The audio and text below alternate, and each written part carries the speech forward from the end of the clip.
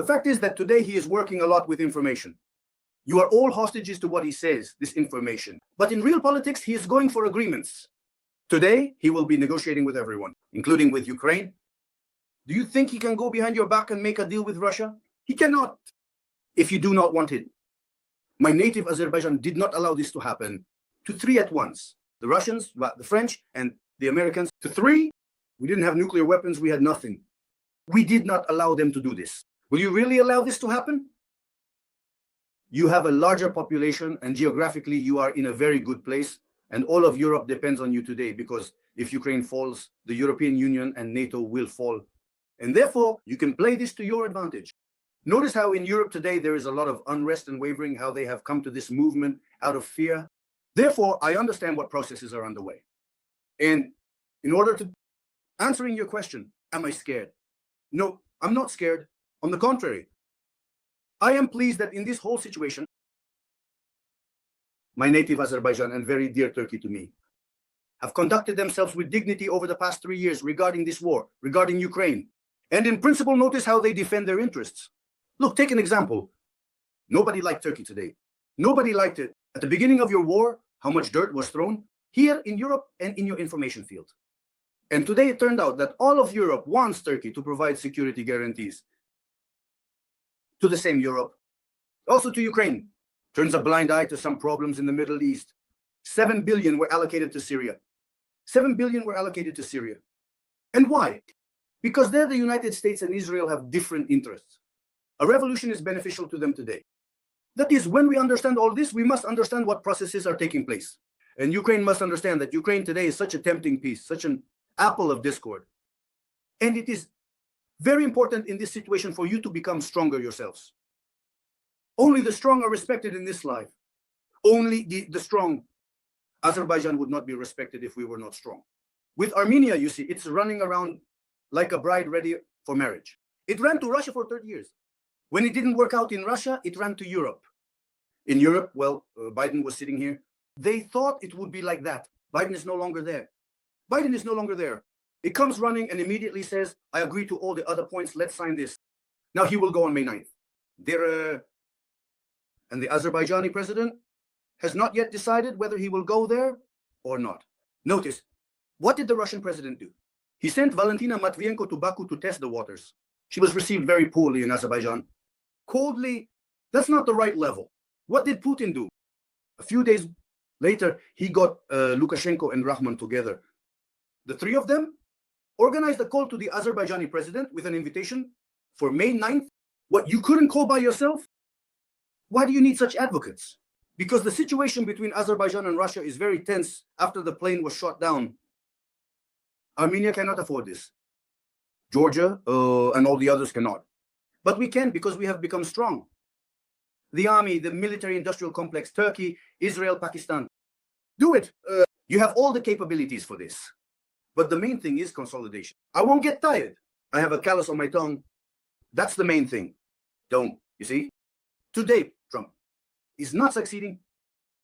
He talks a lot, but in real politics, he understands that different countries, different centers, including China, have different interests. And Ukraine is right in such a prime location that whether you like it or not, the interests of different countries intersect there. So look at whose interests align with yours today. Strengthen them. And don't be afraid of those Americans. Just play their game with them. They play with you and you play with them. I live here. Azerbaijan plays the same game with them. They played with Biden. Played wonderfully for 4 years. By playing with him, we achieved everything in Karabakh in 4 years. We never even thought that under Joe Biden we could fully achieve not just the minimum program, but the maximum program. This is the most pro-Armenian president was. And then another one comes, notice WHO still doesn't even know where Azerbaijan is on the map. But his Witkov, that very Witkov, a hypocrite, sits on a suitcase and flies to Baku. And he sits in Baku for 7 hours, meets with someone, and conducts some secret conversations. And it turns out that Donald Trump, during the conversation, and with Tucker Carlson, this Witkov, also mentioned that we want to expand the Abrahamic agreements. And what does it mean to expand? I'll give you a hint. He wants to include not only Arab countries. We talked about this with you. Turkic-speaking countries, and that means Turkey. And since it's Turkey, it means Turkey is also needed. And if Turkey is needed, then make agreements with Turkey. And for him to make agreements with Turkey, it is necessary for Turkey to strongly defend the interests not only of Azerbaijan, but also of Ukraine, among others. Because Ukraine and Turkey are in the same region. And though Turkey will never let Ukraine be offended if Ukraine works correctly with Turkey, including that.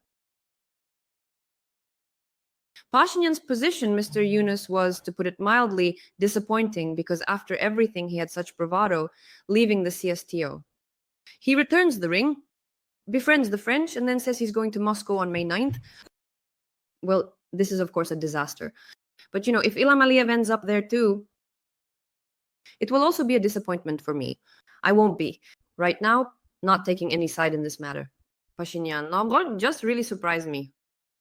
You were offended, you quarreled, and yet something really isn't working out. And for us, this is very important because we are still that country despite all the lessons. We talk with you in theory about how harsh the world is and the world itself. It shows us this in practice. But look at the big difference. Witkov tells that Putin hands over a portrait of Donald Trump because he's in love with himself. He prays to it.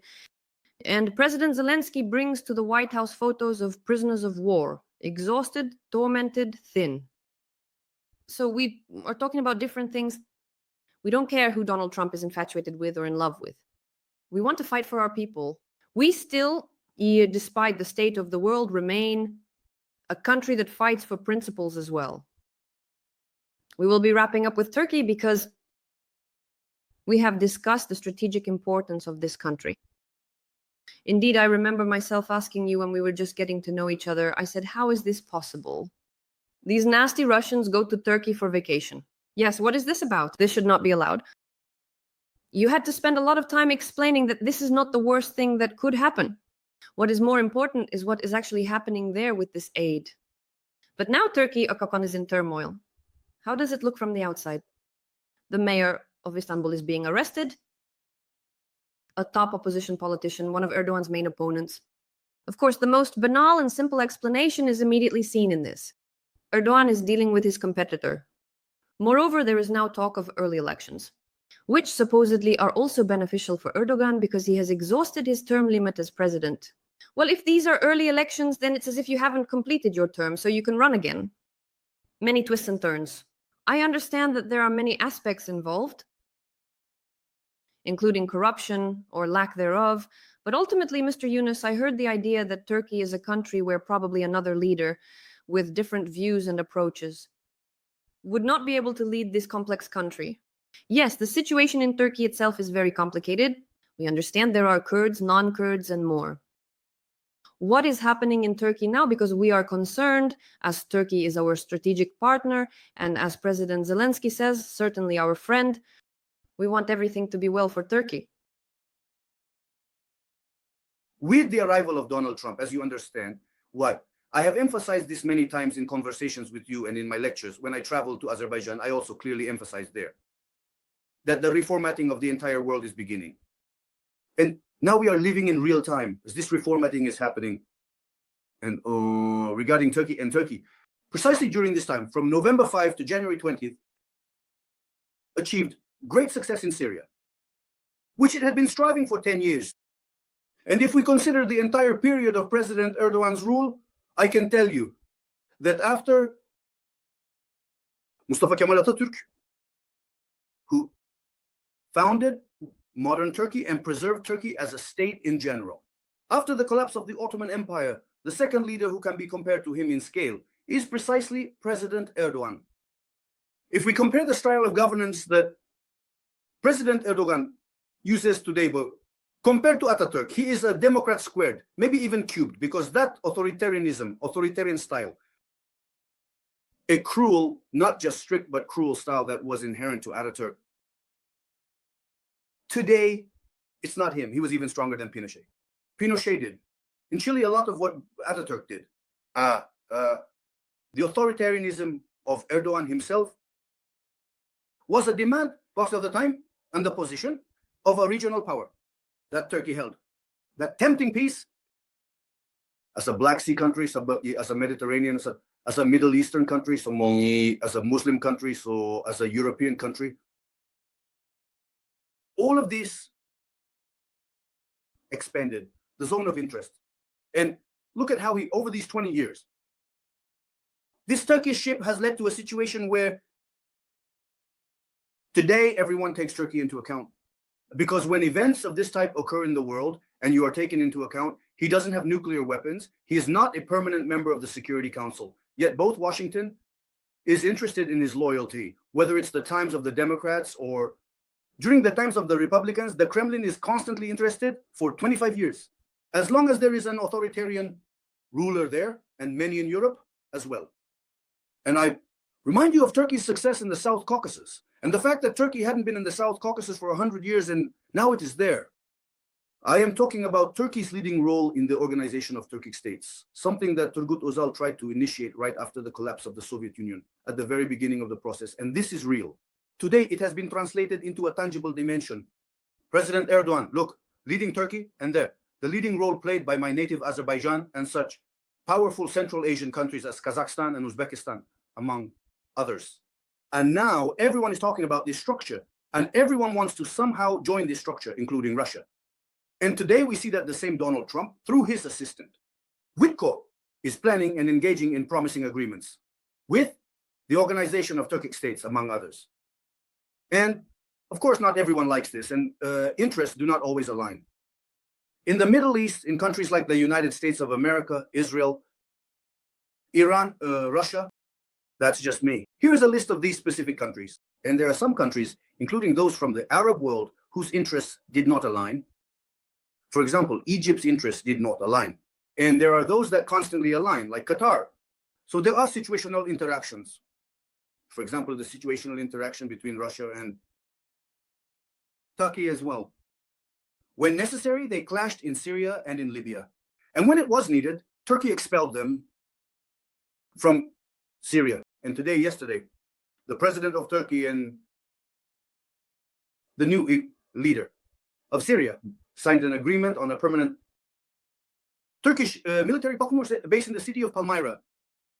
Look at the geographical map, see where Palmyra is located and how it plays out. Who doesn't like this? The United States of America doesn't like it. Israel doesn't like it. Certain forces in the region who are interested in playing the Kurdish card don't like it. Iran doesn't like it either. And therefore, in this situation, you will notice there was an attempt at a military coup in Syria recently with a large number of casualties. They didn't succeed in this. Turkey, together with the Syrian government, managed to contain it. Look, there was a surge. What elections in Turkey? There are no elections yet. Remember, in 3 years, there will be early elections. No one can say anything for sure. There are still speculations on this topic. But the fact that he was honestly elected in these elections and he actually won that party. Before that, and I can pave the way there, but he won legitimately. This was recognized by the whole world. But the strengthening of Turkey in the region is also not liked by many. And notice, even Europe has slightly changed its attitude towards this situation today. Not liking Turkey, it is reaching out. It allocates $7 billion for Syria. It disagrees with the policies of the USA and Israel in the Middle East regarding US policy on the Russian-Ukrainian direction, and understands that Turkey's role is very important here. The Turkish president comes out and says, if you want security guarantees, accept us into the European Union. You've kept us at the door for 20 years. Why don't you accept us into the European Union? Therefore, all of this is being discussed today. And this attempt to destabilize the situation inside Turkey, I think, will face yet another failure. Because for President Erdogan, this is not the first, so to speak, challenge. And he has gone through these challenges many times. And he has received a legitimate mandate of trust. And the image you see of these 1,000-strong rallies, I think, in the near future, you will see a similar image, much more powerful, of thousands of his supporters. Democracy. That is, some are protesting against, others are supporting. And why was that person in prison? I think these are preventive measures. When he was elected as the mayor of Istanbul, he received a message like that. He sent it. We will be watching you closely. They passed certain laws that cut funding, specifically for the activities of this party and the Istanbul mayor's office. Well, Boğmu, as I understand it, he had to look for certain other funding loopholes. And they were surely working closely on him. And now it has all come out, and it's not just him. About 100 people have already been arrested. And notice who supports them? I'll explain it to you simply so you understand. We say that in the USA, there is a struggle between the right and the left. In Europe, it's the same. The right against the left. I want you to tell me, Erdogan is right wing, simply put, conservative. This is left wing. Imamoglu, leftists, and all those who support it here in the USA are backing him. The Democratic administration, in Europe, all these leftists. And one of the first to support him was the mayor of Athens. Where is the mayor of Athens? Where is the mayor of Istanbul? Turkey and Greece, they have always been, and at odds, enemies on their feet. I'm not even mentioning that in France, there was very strong support. And when we hear all this, we begin to understand, yes, what kind of game is being played, who is against whom. So it all came out here. I am calm about Turkey because despite the authoritarian nature, he is a democratically elected president and has the support of half the population. The only thing is that during the last elections, he lost in key cities. I mean, Ankara, Istanbul, yes, primarily, also Izmir and Antalya. So, and therefore, again, he didn't lose in the sense of like almost lost, yes, 51-49, yes, meaning half for Imamoglu, half for him. Therefore, the only thing is, yes, based on this, naturally, in the cities, it is very significant. This left liberal ideology, yes, it is very much tied to Europe. To this left liberal ideology with Europe, there are business, media, and many financial structures involved. I'm not even talking about these humanitarian organizations, which here are affectionately called Sorosites. So they all, naturally, all of this is being stirred up in the mass media. But real politics on the ground is a bit different. And President Erdogan is confidently steering this ship. And I have no doubt that this is not the first political crisis of this type that spills onto the streets. He navigates these situations quite well and confidently. And the fact that today Turkey has truly become a recognized regional leader and that he challenges all these 5 permanent members of the Security Council saying the world is not made up of 5 permanent members and demands a permanent seat for himself. With the right of veto, this already indicates that his ambitions are based on that policy. 20 years. They have given him this opportunity. And here I conclude. What is very important to understand? There is strategic policy, which is for 10, 20 years. And there is situational policy. Donald Trump was elected here for 4 years. Today, no one knows what will happen in 4 years. That is 4 years ago, there were Democrats. He came, completely changes all the policy. So it turns out strategically, what interest the United States of America pursues in the Middle East, no one can say. For example, regarding Israel, Biden had a 50-50 stance, while this one is completely tied to Israel. What will happen after Donald Trump leaves? That is, there is no strategy of succession in the US. In Turkey, it exists. In Azerbaijan, my homeland, it exists. Despite all our dislike for Russia, it also exists there. You understand where I'm leading. That is, there should be a strategy. In America, it is not necessarily an authoritarian or democratic country. In America, it used to exist. Despite having Republicans and Democrats, for example, when Ronald Reagan also came, it was a succession because there was a national security strategy. And today they write the national security strategy on paper. It remained on paper, that is, America. America's adversaries are China, Russia, North Korea, Iran, and at the same time, no one adhered to this national security strategy, not even the Democrats, not even Donald Trump. Yes, the fact that he is clashing with Russia today, against China as well, is further evidence of this. Therefore, it is very important to understand which country has what strategy. Turkey has this strategy. And today, he is literally demonstrating this strategy. That is, it has extended beyond the territory of Turkey, the Turkish Republic. In other words, he is once again demonstrating that he is the successor of the Ottoman Empire. That is, moreover, I can simply say that in Turkey, it is being popularized precisely thanks to Erdogan. I understand that he is his most favorite historical figure. This is the last Sultan, Abdul Hamid. Precisely, him. Why? It means he wants to show that I want to show that we are not just the Turkish Republic. We are the descendants of the Ottoman Empire. And our interests extend across all this geography where we are located. And he has been demonstrating this for the past 20 years. If someone among these neighbors suffers from this, that's another question. And if someone doesn't suffer, on the contrary, they benefit from it. Is that great? Ukraine is located in this geography. If Ukraine correctly evaluates all this, Ukraine has more chances to go for it. Because Russia and Turkey have historically been at war all their lives. And Ukraine, especially with Crimea, with the Crimean Tatars, with this credit that Ukrainians have today. This is a very important topic. Therefore, it is necessary to understand what Turkey is, where it is located, what is happening inside there, and how it is brought to us in the informational sphere, and how it actually is in real politics. I know Turkey quite well. I visit there regularly. I have many friends. I am a fairly informed person. I have no doubt that President Erdogan will confidently resolve this situation and further strengthen his position. And ideally, the best scenario would be if Turkey were accepted into the European Union, and then the Turkish army, a million-strong army, which there is little space in Turkey itself. It can overflow its borders, and it can have a base not only in Syria, in Palmyra, it can have a base, and thank you, in Ukraine. It can have one somewhere around Ukraine, in those countries, the Baltics, where the Americans, for example, do not want to be. Do it! And also add some country with nuclear weapons that is in tandem with Turkey, like the UK, and then I'll see what songs they will sing in Moscow. In Washington or somewhere else. Why sit and think about the fact that we are sitting and waiting for what Donald Trump will say or what will be said after his speeches?